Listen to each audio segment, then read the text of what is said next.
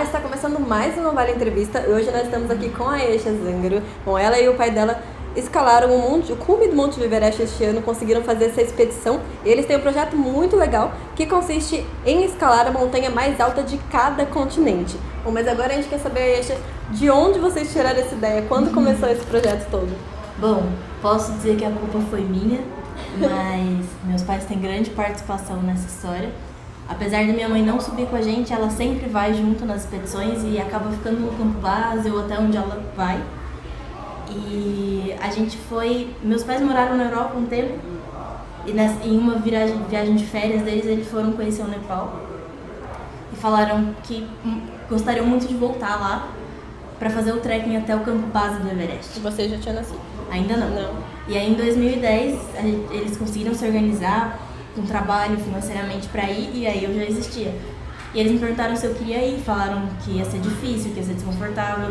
Eu tava na escola nesse período, eu falei, eu quero ir, vamos. Não tinha a menor ideia no que eu tava me metendo.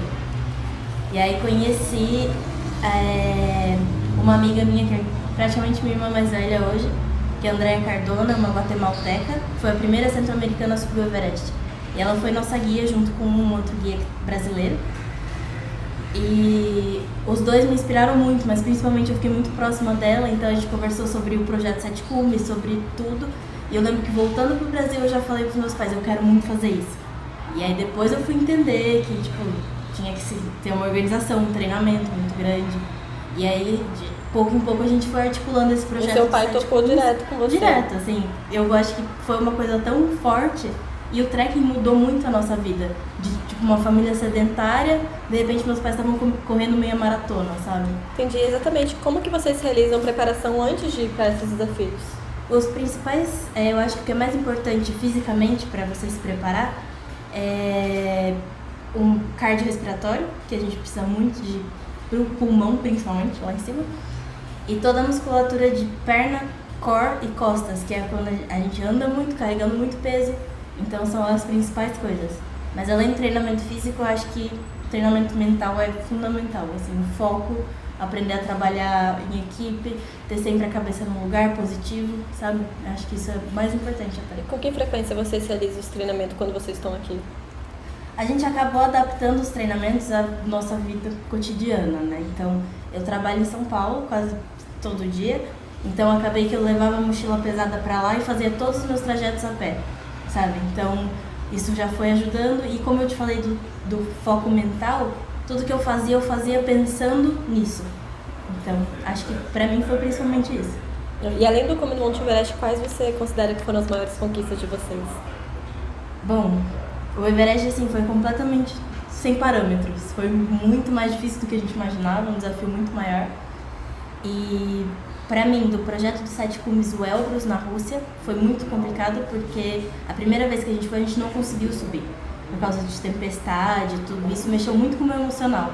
Porque a segunda vez que a gente foi, eu fiquei com medo de não conseguir de novo, sabe? Foi quanto tempo depois da primeira vez? Um ano depois, exatamente um ano depois. E depois desse, talvez o Denali, que é a montanha mais alta da América do Norte, no Alasca. E lá é uma montanha que a gente tem que ser completamente autônomo. Então a gente carregava 20 kg de mochila e 30 kg no trenó, puxando.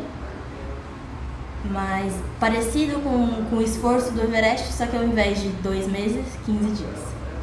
Você falou bastante sobre o trabalho mental também, que vocês têm que ter um com o outro. Imagino que, como você fez isso com seu pai, um tinha que estar dando um pouco de força pro outro, né? Como que funcionou isso? Eu acho que ter meus pais perto nisso me dava até mais confiança, assim, porque a gente tem isso, né? Se der alguma coisa errada, eu vou falar pros meus pais, sabe? E eles estavam ali do meu lado. E meu pai subindo comigo, a gente sempre se apoiava quando um tava mais mal.